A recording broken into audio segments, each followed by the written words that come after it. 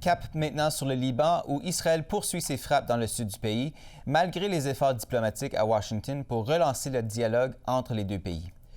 Des responsables israéliens et libanais se sont rencontrés mardi dans la capitale américaine, une première du genre depuis des décennies.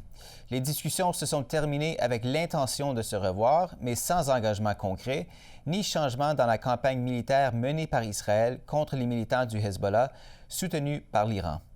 Ici au pays, la ministre canadienne des Affaires étrangères, Anita Anand, a confirmé lundi la mort d'un citoyen canadien dans le sud du Liban, tué la semaine dernière par les forces israéliennes devant la résidence de sa famille.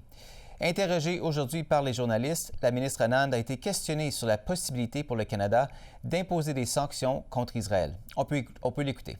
We are very concerned about the killing of a Canadian citizen in southern Lebanon, and indeed, I express my sincere condolences to his family and his friends and his community. I am continuously in touch with the government of Lebanon. I spoke with the Foreign Minister of Lebanon yesterday, in fact, to express Canada's solidarity with Lebanon, including their territorial integrity. I understand that the peace talks between Lebanon and Israel began yesterday in Washington, D.C., where their representatives were directly discussing the potential for a ceasefire. We very much hope that there will be a ceasefire, and in the meantime, we'll continue to examine Canada's approach to this situation. Pour faire le point sur la situation, je reçois Arthur Saradin, journaliste à Beyrouth. Bonsoir, M. Saradin, merci d'être avec nous. Bonsoir, merci à vous. Alors, la guerre a déjà fait plus de 2000 morts au Liban et déplacé plus d'1 million de personnes. Décrivez-nous la situation en ce moment à Beyrouth et aussi dans le sud du pays. D'abord, la situation, c'est une catastrophe humanitaire, hein. C'est le mot qui avait été employé il y a quelques semaines, au tout début de la guerre, par le Premier ministre libanais.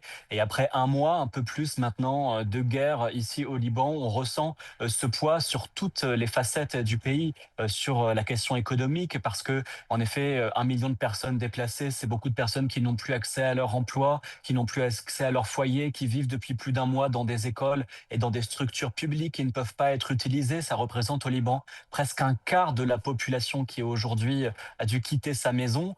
Et puis, on est toujours dans une situation de guerre au Liban. On entend tous les jours au-dessus de la capitale l'aviation israélienne et surtout au sud du Liban où les bombardements se poursuivent. Le 8 avril dernier, l'armée israélienne avait mené l'une des attaques les plus violentes contre le Liban, faisant plus de 300 morts en seulement 10 minutes.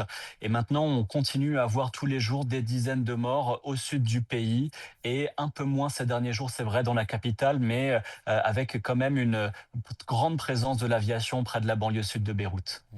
Les pourparlers à Washington entre le Liban et Israël sont les premiers du genre depuis des décennies, je le mentionnais. Il n'y a pas encore eu d'engagement concret, mis à part la volonté de poursuivre les discussions. Comment ces échanges sont-ils perçus au Liban?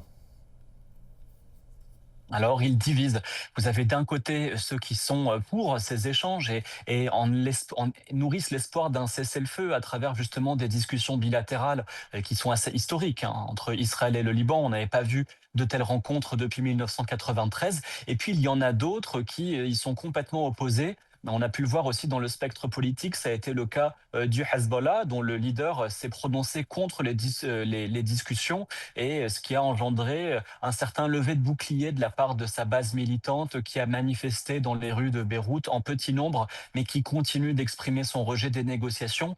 Qu'il soit pour ou qu'il soit contre ces discussions, tous les Libanais espèrent qu'un cessez-le-feu verra le jour, et aussi beaucoup s'inquiètent de quelles pourraient être les conditions de ce cessez-le-feu, parce que le dernier qui a été signé entre le Liban et Israël, il date de novembre 2024. Il n'avait tenu que 1 an et demi, avec des violations répétées de ce dernier par des bombardements et des attaques intempestives sur le territoire. Donc il y a vraiment cette attente très grande chez la population d'avoir une solution durable à un problème qui dure depuis maintenant 3 ans, voire un peu plus si on regarde l'histoire. Le simple fait qu'Israël et le gouvernement libanais se soient rencontrés, ça montre à quel point les deux partagent cet objectif de désarmer le Hamas, c'est-à-dire le Hezbollah. Mais le Hezbollah, lui, rejette complètement ces discussions. Dans ce contexte, est-ce qu'on peut vraiment parler d'un processus politique sérieux si l'acteur armé le plus puissant du pays s'y oppose? Malheureusement, c'est le doute qu'ont tous les Libanais ici, car en effet, au centre de ces négociations, il y a le Hezbollah, et le Hezbollah ne fait pas partie des négociations. Lui, il veut que le dossier lié à ses armes ne soit pas abordé dans les discussions. Il met en avant la nécessité du retrait des troupes israéliennes du sud du Liban avant toute discussion avec l'État central. Et surtout, il aimerait, et c'est le cas de son parrain iranien, que le dossier libanais soit lié au dossier de Téhéran. D'ailleurs, quand un cessez-le-feu a été signé avec les États-Unis de 2 semaines avec Téhéran, l'une des conditions de la République islamique d'Iran était que le sort du Liban soit lié à un cessez-le-feu global. Ce n'est pas le cas aujourd'hui.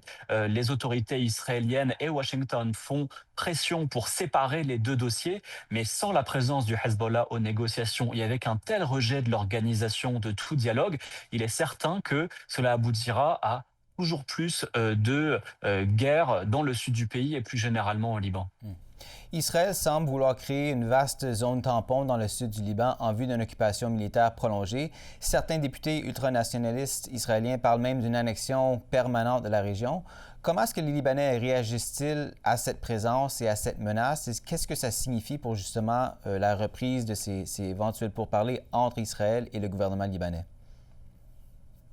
Bien justement, c'est un des plus grands points de tension et de crainte aussi pour les civils dans le dossier de ces négociations. On a un peu compris par voie de presse que le plan de l'armée israélienne était d'établir une zone tampon de 8 kilomètres à partir de la frontière, donc une zone tampon désertifiée où les villages seraient détruits et où aucun civil ne pourrait revenir chez eux. Et puis ensuite, une zone d'occupation de 30 kilomètres jusqu'à un fleuve plus au nord qu'on appelle le fleuve Litani et qui serait une zone occupée tant que le Hezbollah ne serait pas détruit. La question humanitaire, elle est centrale dans ce plan parce que sous le fleuve Litani vivent 600 000 citoyens libanais qui sont pour les 2 tiers d'entre eux déplacés. Certains sont encore restés dans leur village et voient jour après jour l'armée israélienne avancer plus au nord avec des incursions qui en effet prennent la forme de souvenirs que le Liban a connus par le passé, hein, celui de l'occupation israélienne qui avait eu cours de 1970 jusqu'aux années 2000. Et c'est aussi un phénomène qui fatalement renforce le Hezbollah, car le Hezbollah est né dans cette occupation et à chaque fois que le spectre de l'occupation ressurgit au Liban, eh bien la rhétorique nationale du Hezbollah se renforce et sa base se resserre. On a, en tout cas chez beaucoup de Libanais, quand on leur parle, l'impression d'un problème historique et insoluble. Arthur Saradin, on va devoir s'arrêter là-dessus. Journaliste à Beyrouth, merci beaucoup d'avoir été avec nous ce soir, bien apprécié. Merci à vous.